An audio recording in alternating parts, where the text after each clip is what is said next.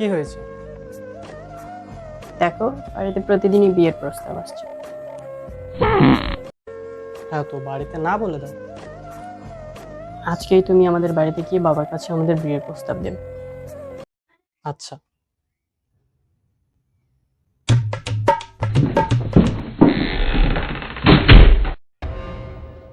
তুমি তাহলে সঞ্জয়?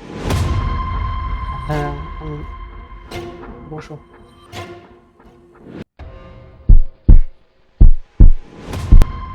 বল। দেখুন, আমি আপনার মেয়েকে ছাড়া বাঁচতে পারবো না।